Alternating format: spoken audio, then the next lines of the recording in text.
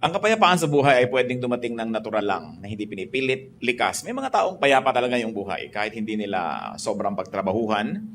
But peace can also be designed. It can also be made and attracted. In fact, a peaceful life can be kept if one knew how. Sabi sa Romans 14:19, let us therefore make every effort to do what leads to peace.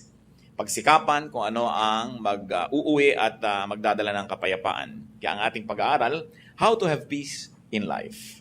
Heavenly Father, we thank you for this gathering. Bless everyone here. At nawa, Panginoon, yung inyo pong pagpapala ay matanggap namin, mabaon namin at maipamahagi pa namin sa iba. Hinihiling namin kayo maging tunay na tagapagsalita. Daluyan nyo nawa ng pagpapala nyo ang inyong lingkod tungo sa iyong mga anak. At lahat kami, Panginoon, makatanggap ng bendisyon ninyo. We want to glorify your name. We ask you to be the speaker. Protect us from lies and falsehood. Lord, speak to your people. In the name of Jesus, we pray. How to have peace in life? Unang-una, do not needlessly fight the powerful. Marami mga tao pang magulong buhay kasi bumabangga ng hindi dapat pinagbabangga at hindi naman kayang banggain. Do not needlessly fight the powerful, especially if you cannot win anyway. Do not needlessly fight power. Sabi nila, don't needlessly fight the force. Ecclesiastes 10:20, do not revile the king even in your thoughts, or curse the rich in your bedroom. Because a bird of the air may carry your words, and a bird on the wing may report what you say.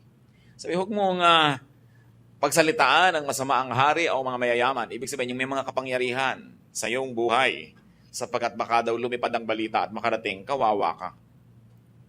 You will expend so much energy and you will face so much trouble if you fought the wind or the current. Wala kang panalo sa malakas na hangin. Kaya ang ginagawa pati ng mga barko pag may bagyo ay sumisilong sa mga pier. Ang mga eroplano hindi lumilipad dahil bakit ka mananalo sa isang kapangyarihang mas malakas kesa sa iyo. Marami pong mga tao nakakalungkot ang gulo-gulo ng buhay dahil silang may likha. Lagi silang bumabangga sa hindi nila dapat banggain. Siguro dahil sa yabang. Yung iba sinasabi, prinsipyo. Pero prinsipyo man dapat may timing yan. Hindi ka pwedeng sugod ng sugod. Hindi pwede na kahit padere binabangga mo. Dahil kahit mo yung mabangasan yung padere, sigurado ikaw ay makakaroon din ng pasa. Acts 27:14-15, before very long, a wind of hurricane force called the northeaster swept down from the island. The ship was caught by the storm and could not head into the wind, so we gave way to it and were driven along. Yan ang sinasabi ng mga misyonero naglalakbay. Kahit misyonero ng Diyos, kahit Diyos ang nagpapadala sa kanila sa misyon, sila may naaanod at nadadali ng malakas na hangin. Kaya marunong din sila dapat sumilong at ipagpaliban, maging ang misyon kung may bagyo. Hindi mo pinagbababangga ang hindi mo dapat banggain. Jonah 1:12-13, nung napakalakas ng bagyo, at halos ay lumubog ang barkong sinasakyan nila dahil siya ay lumalayo sa inuutos ng Diyos. Sabi niya, pick me up and throw me into the sea. He replied, and it will become calm. I know that it is my fault that this great storm has come upon you. Instead, the men did their best to row back to the land, but they could not, for the sea grew even wilder than before. Lumalaban sila sa makapangyarihan, kahit anong pagsagwa ng gawin nila, hindi nila madala sa pangpang ang kanilang sasakyang dagat. Sapagkat lumalaban sa force. Able captains and able sailors use, not fight, the wind. Acts 27:13, when a gentle south wind began to blow, they thought that they had obtained what they wanted, so they weighed anchor and sailed along the shore to Crete. Ito na naman, mga lingkod ng Panginoon, pero pati ang batas ng kalikasan ay sinusunod at iginagalang, at nung tama na ang panahon, noon lang sila uli-muling naglakbay. Make peace with power. Make peace with the powerful. Make peace with those who have power over you. Kahit sa mga opisina, yung mga executive na lagi may problema, bumabangga sa mas matataas sa kanila. Maliban na ikaw may-ari ng kumpanya, kung pinagagagawa yun. Kasi walang mangyayari sa buhay mo. Dahil lahat ng lakas ng kalaban mo ay gagamitin para kasirain. Luke 14:31-32, or suppose a king is about to go to war against another king. Will he not first sit down and consider whether he is able with 10,000 men to oppose the one coming against him with 20,000? If he is not able, he will send a delegation, while the other is still a long way off, and will ask for terms of peace.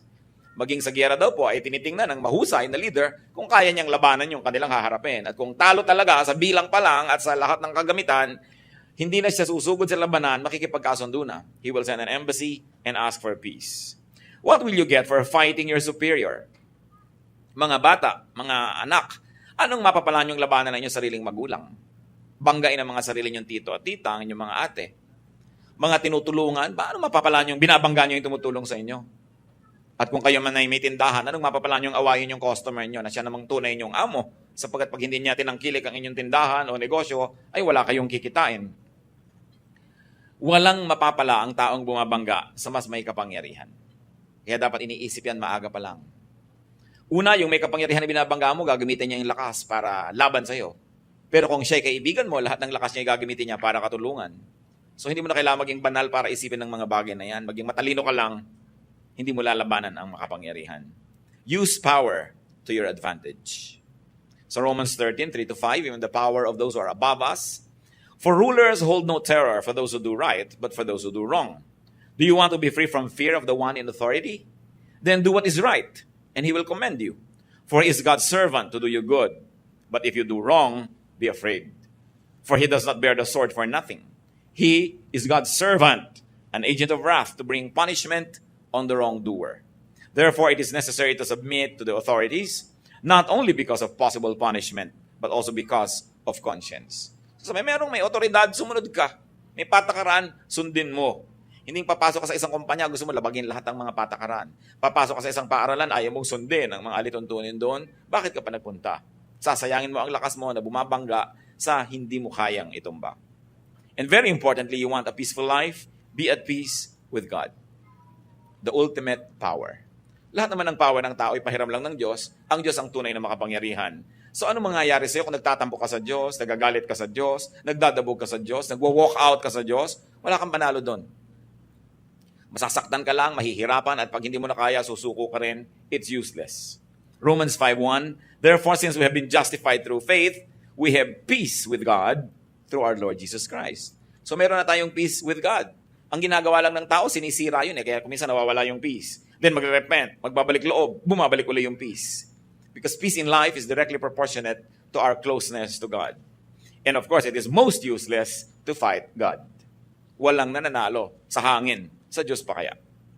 Isa pa po na dapat nating tandaan para magkaroon ng tahimik na buhay, do not be number one. Do not be the first.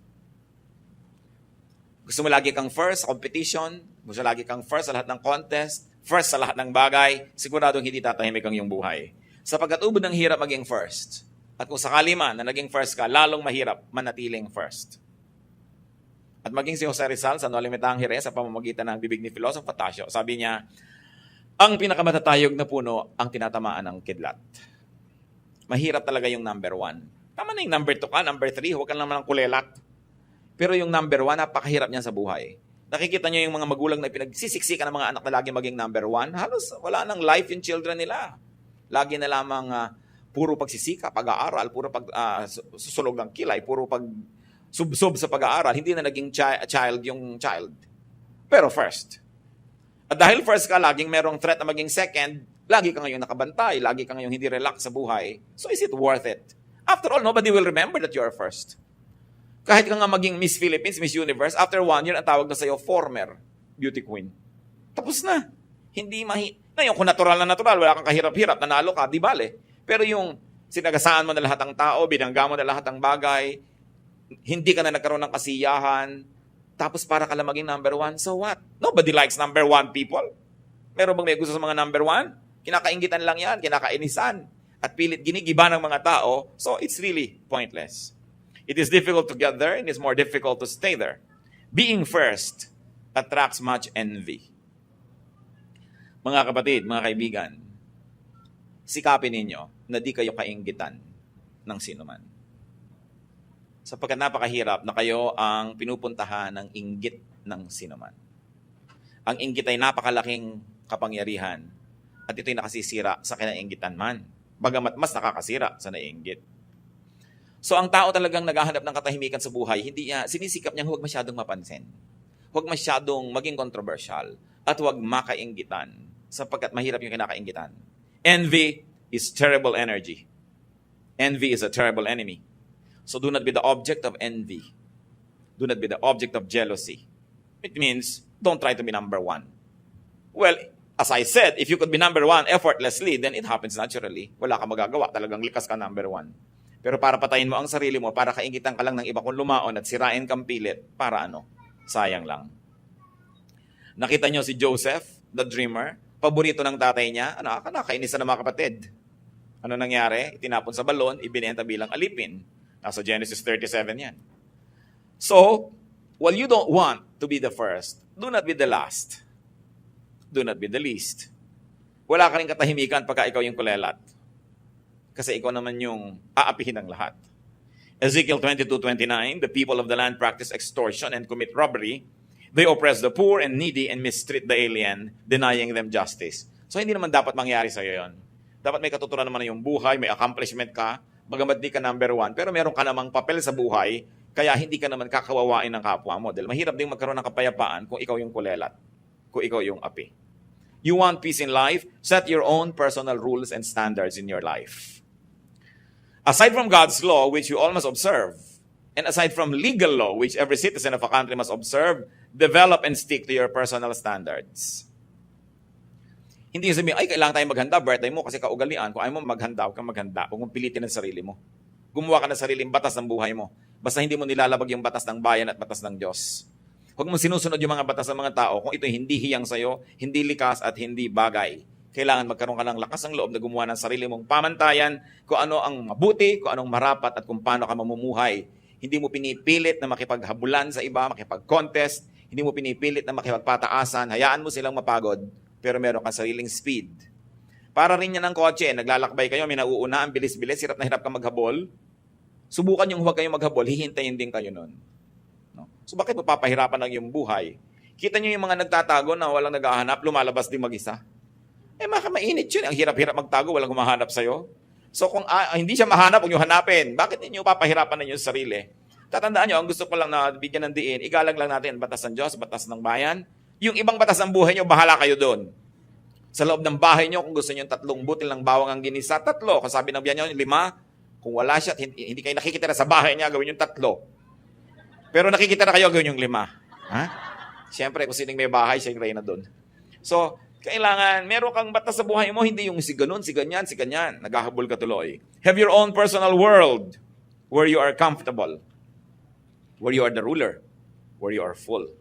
Do not play catch up. Yung pinipilit lamang makahabol sa iba, lagi na lang yan pagod.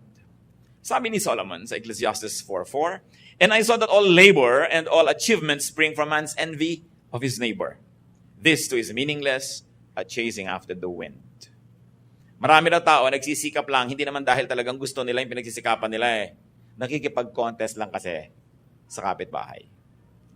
So nagpapalakihan ang bahay na ipinapagawa, kaya walang tigil ng kahihingi doon sa OFW na kamag-anak. Nagpapalakihan ng TV, nagpapalakasan ng sound system, no? Nagpapagandahan ng cellphone. Sabi, maraming ginagawa ang tao, hindi dahil talagang gusto niya, meron lang siyang ka-contest. So why do it? Hayaan nyo nga na kasing laki ng bahay ang TV niya, di mapapanood nyo pa libre. Okay, nakikipag-contest. Mapapagod lang kayo. You want peace in life? Know and move according to time. Lahat po ng bagay may panahon. Kawayan man, pag hindi mo tinataga sa panahon, may bukbuk lagi yung kawayan. Kahit yung furniture na gagawa sa kawayan, pag hindi tinaga ng mga times of December yan, January, may bukbuk lagi. Kasi wala sa panahon ng pagputol. Lahat ng bagay may panahon. Ecclesiastes 3 nga, sabi, for everything there is a season and a time for every matter under heaven. So beat with the rhythm of the universe. Pag may gagawin kayo, tama ba yung timing? Mararamdaman nyo naman eh. Hindi para kang bata na pinangakuan ka na bukas, pupunta kayo, kakain kayo sa fast food, at kahit bukas may sumabog na bomba, may nalaglag na aeroplano, nag-brown out, nagkaroon ng coup, nagkaroon ng revolusyon, ipagpipilitan mo pa rin, kakain tayo, sabi mo. Na iba na yung time, hindi bagay yung time. No? So dapat mahalaga ang tayo nakikinig sa oras. May oras ang ginagawa ng tao. May oras kung kailan ka magsisikap, may oras na nagpapahinga ka, mayroong oras na nagbibigay ka na lang, di ka na lang kumikibo, may oras naman na iginigiit mo rin yung gusto mo. Ang taong hindi marunong mag-timing ng ginagawa niya, ang gulo ng bunga, ang gulo ng buhay. Kung makikinig kayo sa Espiritu ng Diyos, makikinig lang kayo sa inyong kalooban, malalaman nyo yung tamang timing. At ano yung pamantayan dyan? Madali, maluwag, maginhawa. Kahit sa biglang tingin, mahirap yung gagawin. Pag tama ang timing, nagiging madali. Tahimik na buhay, mga kapatid, be debt-free. Hindi ko lang alam kung posible pa sa napakaraming tao ngayon itong ganitong bagay, pero ang payapang buhay kung wala kang utang. Mahirap yung may utang eh. Lalo may interes ang utang mo. Tuwing tumitiktak ang orasan, lumalaki ang iyong utang. Matutulog ka ngayong gabi, 10,000 yung utang mo. Pagising mo bukas, 10,500 na yon. Paano ka hihimbing? Naliligo ka, kumakain, nagpapahinga, nagiging 10,100 na, nagiging 2,000 na. Hindi ka mapapahinga. Kaya mga kapatid, hindi ipinapangutang ang party. Hindi ipinapangutang yung mga debu-debu. Na kahit ang baba-baba ng kisame, may chandelier, nagkakaantog-untog katuloy. Mga klaseng dramang bukid dyan. Mga dramang third world. Yung pinipilit kay laki-laking hagdan, ang liit naman ng bahay. Ang liit-liit ng sala, mga upo, ang pangkaharian ng mga reyna ang mga upuan. This is not fitting. Kung minsan ang tao hindi namumuhay ng ayon sa kanyang kaya, nagkakautang-utang tuloy. Pinipilit magpaaral sa sobrang mamahal ng mga paaralan, hindi naman kaya, anong magagawa mo? Kakanda utang-utang ka. Although, yung pagpapaaral naman is good investment. Hindi katulad ng mga party-party lang o mga handa-handaan lang. Romans 13:7-8, give everyone what you owe him. Let no debt remain outstanding. So kung nagkautang ka na, bayaran. At kung hindi pa kayang bayaran, pumunta ka sa pinagkakautangan, tanggapin mong may utang ka at sabihin mong magbabayad din ako. Balang araw. So, mahirap yung may utang ka, tapos andyan yung pinagkakautangan mo, tapos nagpapanggap kang nalimutan mo yung utang mo, hindi ka mapakali at siya din hirap na hirap. Hindi ka magkakaroon ng katahimikan. Kaya una, iwasan magkautang at kung meron na, sikapang babayaran yan. Kung hindi pa po kayang bayaran, lagi lamang i-acknowledge. Kasi kung minsan naman, yung pinagkakautangan natin, yun lang ang gusto madinig na hindi mo tatakbuhan, na hindi mo nalilimutan. Kasi kung minsan pinaparusahan natin yung tumulong sa atin eh. Pinautang ka nung nangangailangan ka at nung oras na magbayad, siya ngayon itong nakikiramdam, nalimutan kaya. This is not how you deal with people who help you. No? Hindi ka magkakaroon ng kapayapaan. At mga kapatid, isa pa ito, very biblical, don't be a guarantor. Yung mangungutang siya, ikaw magagaranti. Pag tumakbo siya, ikaw nga habulin. Paano ka matatahimik nun? Sasabihin nyo, kasi masisira ang pagkakaibigan namin pag hindi ako nag-guarantee. Pagka tumakbo na rin yan at hindi niya binayaran, masisira na rin yung pagkakaibigan nyo. May bayarin ka pa. Di sirain mo na maaga. Wala ka pang utang. Dahil ang dami na magkaibigan nagkasira dahil dyan. 99% magkakasira kayo. Ngayon, kung ayaw nyo akong pakinggan, siguro naman makikinig kayo sa salita ng Diyos. Proverbs 6:1-5. My son, if you have put up security for your neighbor, if you have struck hands in pledge for another, if you have been trapped by what you said, and snared by the words of your mouth, then do this, my son, to free yourself. Since you have fallen into your neighbor's hands, go and humble yourself, press your plea with your neighbor. Allow no sleep to your eyes, no slumber to your eyelids. Free yourself like a gazelle from the hand of the hunter, like a bird from the snare of the fowler. Napakalinaw. Sabi ko, ikaw ay nangako, nag-pledge ka, you strike your hand in pledge, nag-guarantee ka sa utang ng may utang, nako, na-trap ka. Huwag kang magpahinga, huwag kang tumigil hanggang hindi mo nababawi ang pledge. So pumunta ka na doon sa ginarantihan mo, at doon sa ipinag-guarantee mo, at sabihin mong binabawi mo na. Sabi, parang usa na nahuli ng isang hunter, anong gagawin yan? Gagawin ng lahat, magpipimiglas para makawala. Yun ang gawin mo. Sabi dahil yun ang kalagayan mo ngayon na ikaw ay garantor, huling-huli ka, wala kang kawala. Pakawalan mo ang iyong sarili. So kung kayo garantor na, sikapin yung makawala at kung hindi pa, huwag kayong mag-guarantee. Sabihin nyo, sabi ng Diyos, Proverbs 6:1-5. At marami pa sa Bible, napakarami na huwag kayong nag-guarantee. Kasi alam niyo yung pag-guarantee, trabaho lang yan ng Diyos. Diyos ba kayo? Nakakatiyak ba kayo makakabayad siya? At kung hindi siya makabayad, alam niyo ba na sa panahon na yun meron kayo ibabayad. Baka nung nag-guarantee kayo, meron. Next week, meron ba? Sabi, ang mga taong magiging tahimik ang buhay, hindi nakikialam sa ganyan mga transaction ng iba. Nananahimik ang buhay mo, hindi ka nga nangungutang, kakalad ka rin ka ng iba sa gulo dahil sila tong nangungutang. Bakit mo gagawin yan sa buhay mo? At kung hindi ka na nila kaibigan dahil hindi mo ginawa yun, hindi mo sila tunay na kaibigan, so huwag mo nalang i-maintain yung friendship na yan. It's useless. Proverbs 11:15, he who puts up security for another will surely suffer. But whoever refuses to strike hands in pledge is safe. Yung strike hands in pledge, tradition nila yan. Kung ano man yung gesture of striking hands, ibig sabihin, pag ginawa niya yon, guarantor na siya.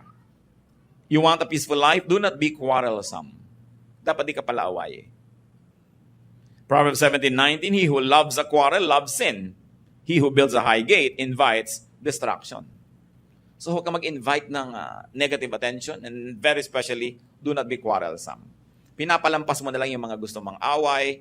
Hindi ibig sabihin na hindi ka na lalaki o hindi ka natuloy na babae dahil hindi mo pinatulan, sapagkat maraming hindi pinapatulan ng tao kung gagawin niyang tahimik ang kanyang buhay. Pero kung magulo ka, lahat na lang nang nakatingin siya. Ba't ka nakatingin? Gusto mong away? Mga ganyan. Mapapaaway ka lagi. Dapat tahimik. At lagi kong pinapag-alalahanan ng mga kababaihan. Lalo't kasama nyo inyong asawa, kasama nyo inyong anak na lalaki, kasama nyo inyong tatay o tiyo, be very modest, especially sa mga kalsada. Kasi pag may biglang kumalabit sa inyo, at may biglang dumakma sa inyo, ipapasubo nyo yung inyong menfolk na ipagtanggol ang inyong dangal at siya mapatay pat masaksak ng iba dahil kembot kayo ng kembot sa kalsada. So kayo ngayon ang naging dahilan kung bakit namatay ang inyong kamag-anak. Ngayon, kung sakasakaling kasama nyo, may kumikindat sa inyo, huwag mo sabihin, Daddy, may kumikindat sa akin. Huwag ka na lang tumingin at ayain mo na yung kasama mo sa iba. Isusubo mo pa yung asawa mo sa gulo, tapos iiyak-iyak kapag namatay. So don't invite trouble. Live a peaceful life. Yung iba makatawa lang, hinihinging mabaril sila ng kapwa. Ang lakas tumawa. Kakanta ng mga karaoke sabsakan ng sinuntonado, napapaaway, saksakan. Hindi ba ang daming namamatay sa ganyan? Mga uri ng pamumuhay na nang-a-attract ng gulo. Alam nyo, liban na lang kayo on duty, may trabaho kayo. Kung nasa labas pa kayo ng bahay after 10 p.m., ang totoo na naghahanap kayo ng gulo. Dahil wala na kayong mahahanap na kapayapaan pagkalampas ng oras na yon. Lahat na ng mga lasing, mga desperado, yung mga mandurukot na wala pang nadukot gabi na, kahit mata nyo, dudukutin na rin yan dahil wala nang maiuwi eh. Pakalat-kalat pa kayo gabi na. Lima na lang duty nyo talaga, trabaho nyo, wala kayong magawa. Pero yung nakakalat ka dyan kung saan-saan, naghahanap ka ng gulo. Lalong-lalo halimbawa, ang mga asawang palaaway. Sabi sa Proverbs 21:19, better to live in the desert than with a quarrelsome and ill-tempered wife. Mabuti pa daw tumira ka na lang sa disyerto kasi bungangera ang asawa mo. Bunganga ng bunganga. Ang tahitahimik, ba't di ka sumagot? Ba't di ka sumagot? Pag sumagot ka naman, aawayin ka lalo. No? Kaya kung minsan, nabaril mo bigla, nakulong ka patuloy. Sabi, dapat tahimik ang buhay. Alam nyo, ang nakakapagtaka, mga kapatid, yung mga mag-asawa na mahigit ng 3-5 years na mag-asawa, tas away pa rin ang away. Hindi na ba kayo matututo? Hindi na ba kayo matututong makisama sa inyong asawa, makitungo? Hindi nyo na ba alam kung kailan kayo dapat kumibo at hindi? Hindi nyo na ba alam kung kailan kayo dapat magbigay? Yung ano ba yung bagay na hindi niya isusuko, so ibigay nyo na lang? At yung bagay na hindi nyo naman isusuko, ibigay niya sa inyo? Pagka more than 5 years na kayo mag-asawa at hindi pa kayo tumitil magbangayan, maghiwalay na kayo. Wala kayong pag-asa. Ngayon, kung ayaw nyo maghiwalay ng todo, gawan nyo ng paraan yan, ayusin nyo ang buhay nyo. Dahil alam nga naman hanggang tumanda kayo, awayan kayo ng awayan. Alam nyo ba yung hirap ng loob ng mga anak pag nag-aaway ang mga magulang? Lalo mga maliliit pang bata, akala nila maghihiwalay forever. Hindi naman nila kasi alam ang mga trabaho ng matatanda. No? Akala nila magigiba na yung pamilya nila. Sobrang insecurity. Kaya sinasabi ko yan, siguro first 2-3 years, nag-a-adjust pa kayo sa isa't isa, nag-aaway kayo.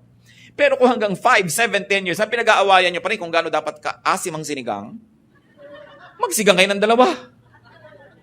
Pinag-aawayan nyo pa rin kung anong papanoorin nyo sa TV, magdalawa kayo ng TV o magbigayan kayo. Pinag-aawayan nyo kung electric fan ba, tatama sa inyo o hindi. Kaysa may bao sa inyo. Gaano kalamig ba dapat ang aircon kung meron kayong ganun? Kung pinag-aawayan nyo pa yon, I'm sure that you are not making any effort at all to adjust. Pinagigiitan nyo inyong sarili, ganun din ang ginagawa ng kapwa. Hindi na kayo tatahimik pa. You want a peaceful life? Like transcontinental trains, don't stop at every station. Dapat may pinapalampas. Maraming pinapalampas. Another way to have peace in life, be free from needless attachments. Sabi ng 1 Peter 2:16, live as free men.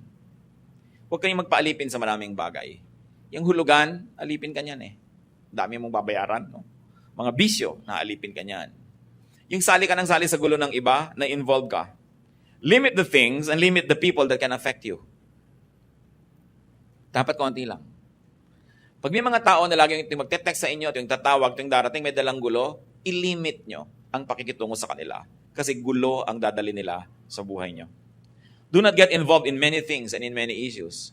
Kung minsan may nagte-text, hindi ka nasasagot. Magte-text pa, hindi ka sumasagot. Text pa ng text, hindi ka sumasagot. Sabi mo na, ang di ko pagsagot ay sagot. Ibig sabihin, ayoko makipag-text sa'yo. Gets mo? Hindi ka na nga sumasagot, hindi ka patitigilan, ano? So, diretsuhin nyo na yung mga ganon. Kasi may mga tao talaga na nakakapagsisit na kilala mo. Meron. Yung mas tahimik sana ang buhay mo kundi sa pumasok sa iyong buhay. So, nung na-realize mo yun, dapat unti-unti mo na siyang i-face out, ipwera. Kasi may mga tao, there are vexations to the spirit. Mag-isip kayo, sino mga vexations sa spirit nyo? Nananahimik kayo, may biglang darating. Siguro kapatid nyo yon, kung minsan nanay nyo yon. No, yung, ang saya-saya ng buhay, enjoy na enjoy ka magkape. Tuwing darating siya, problema ang dala. Tuwing darating siya, reklamo ang dala. Tuwing darating siya, meron siyang mga sumbong, nagugulo lagi. Limit your engagement. Patirahin nyo siya sa Spratly Islands. Ipagpagawa nyo doon ng bahay. Para tahimik kayo. Alam niyo yung mga magkakamag-anak na sobrang magkakalapit ang mga bahay? Nako, impyerno yan. Kung emergency, nagkakatulungan, pero hindi naman laging emergency. Kadalasan, nag-away yung mag-asawa, nakalipat na sa'yo. Mamaya, yung isa ang lilipat sa'yo, pinipilit ikaw ang kumampi sa kanya. Ang gulo-gulo. Alam niyo, mga kamag-anak should be near enough, but far enough. No? At kung mga magkakapatid, halimbawa, naisipin niyo magtumira kayo together in one compound, dapat may kanya-kanya kayong gate. Kung ayaw mo kausapin yung isa, dito sa kabila dumaan, di ka na-oobliga.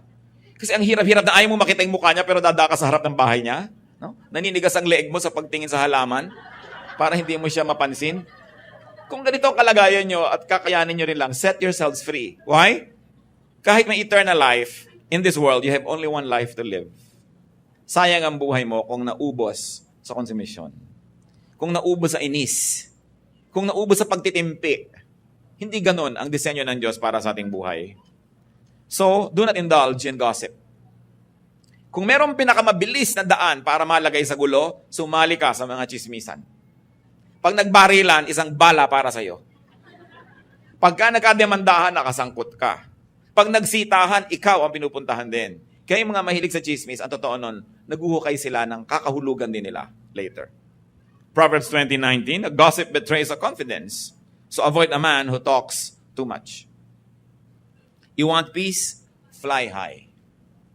Ano yung ginagawa ng mga eroplano pag may bagyo? I-announce ng captain, we are experiencing turbulence. We're going to fly, let's say, 5,000 feet higher. We will fly above the storm.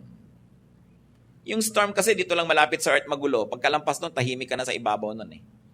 Kaya kung kayo ay sanay na maglakbay, nakikita nyo, tahimik ang eroplano. Pero pag maglalanding na, nakakahilo, natatagtag ang eroplano. Kasi bumababa na eh, mababa na kasi. So dapat mataas. Alam niyo naman siguro ang kahulugan ng talinghaga na yon. Tulad ng Panginoong Jesus, Mark 14:60-61. Then the high priest stood up before them and asked Jesus, "Are you not going to answer? What is this testimony that these men are bringing against you?" But Jesus remained silent and gave no answer. Useless na makipagtalo siya sa mga ito, hindi rin maiintindihan, walang nararating, so he did a class act. Hindi siya sumagot. Hindi lahat ng tanong sinasagot. Hindi lahat ng mga hinihingan ng reaksyon ay binibigyan ng reaksyon. You choose your battles. Napaka-practical po ng Biblia at napakaganda ng mga katuruan kung didibdibin at uunawain. So you want a peaceful life? Do not fight the powerful. Do not be number one. Do not be the last. Set your personal standards. Know and move according to time. Be debt-free. Do not be quarrelsome and be free from needless attachment. Obey that and you will be happy. And your people around you who love you, who you love, will also be happier. God bless everyone.